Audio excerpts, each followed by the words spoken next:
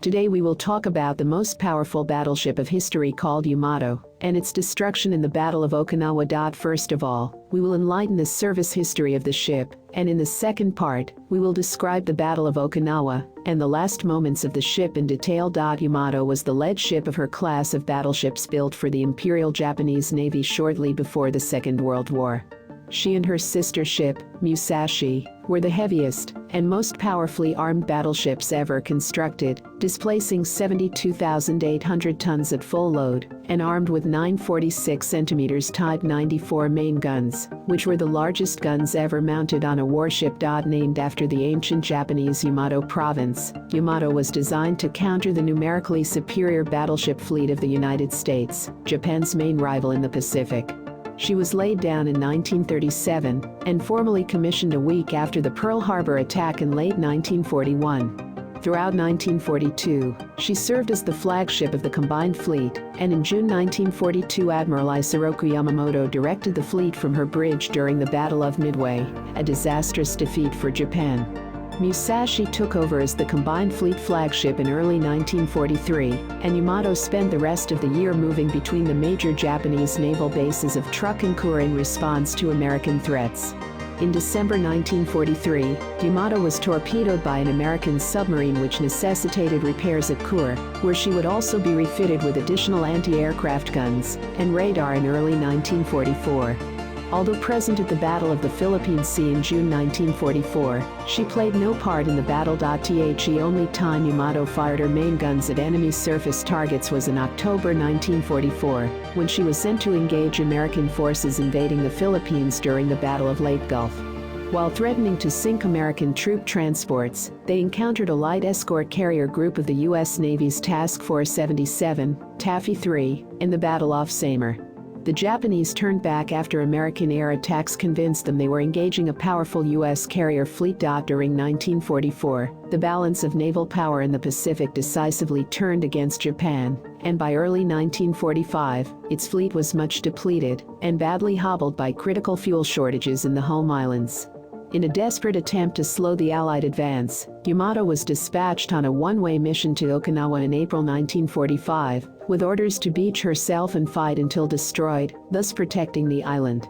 The task force was spotted south of Kyushu by U.S. submarines and aircraft, and on 7 April 1945, she was sunk by American carrier-based bombers and torpedo bombers with the loss of most of her crew. Now in this part, we will talk about the sinking of the most powerful warship in history called Yamato and the Battle of Okinawa. That was the reason for the sinking of this mighty ship. The nearly 3-month battle for Okinawa was the last, and the bloodiest, clash between Japanese and U.S. forces in the Pacific during World War II. In the spring of 1945, U.S. troops in the Pacific were nearing the final stages of their island hopping campaign, a strategy designed to capture smaller islands in the Pacific and set up military bases in preparation for an invasion of Japan. Though the campaign was proving successful so far, it was also extremely costly. The 36-day Battle of Iwo Jima in February and March cost the United States more than 6,000 men. Japan lost 20,000. Okinawa, located 350 miles from Japan's southernmost island, Kyushu, was the main island in the Ryukyu chain. Much of the island, which measured some 70 miles long and 7 miles wide, with 463 square miles of area, was heavily cultivated with cane fields and rice paddies.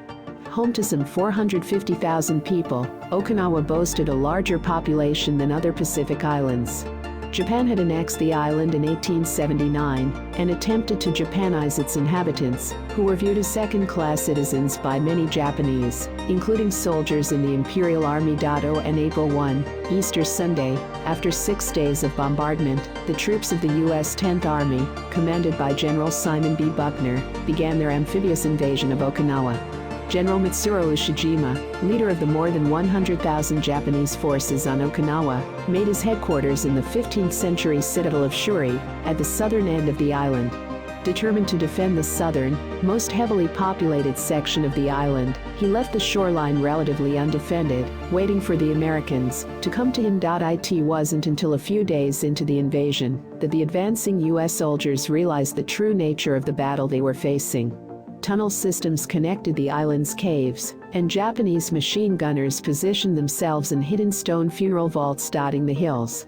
The Japanese mounted few attacks themselves, conserving all their fire for defending their positions against American infantry advances. As U.S. troops on Okinawa confronted such challenges, Japanese pilots began a barrage of kamikaze attacks on the U.S. Navy's Fifth Fleet, waiting offshore in support of the invasion.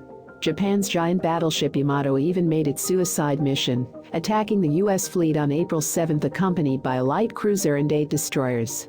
Struck by a wave of Allied torpedoes and bombs, Yamato blew up and sank, along with the light cruiser Yohagi, taking with them thousands of Japanese sailors. Here are some things that we should know about this mighty ship. Is that the Yamato was a colossal battleship.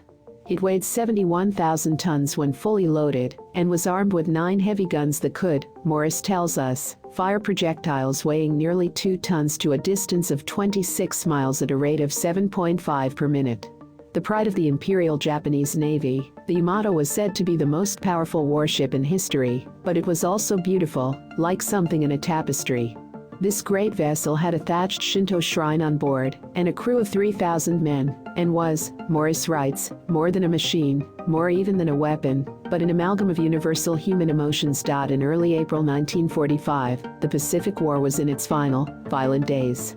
American soldiers had slowly and bloodily fought their way, island by island, across the Pacific, while the Japanese were running out of kamikaze pilots and planes, and their navy had been half destroyed. This is the setting for both a battle and a clash between two styles of warfare. On one side, America is ready to attack Okinawa with 1,500 ships and 250,000 men.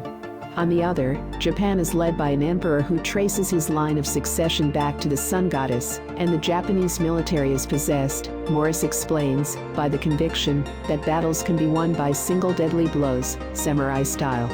Now the Yamato is sent on a suicide mission. At 3 o'clock on the afternoon of April 6, it sets sail for Okinawa, where there is no plan but for the great ship to fire away at its enemies. At 12:30 the following day, 386 American bomber and fighter planes begin their attack, joined by submarines, and 3 hours later the Yamato slowly capsizes. This was the end of the era of battleships and great sea battles.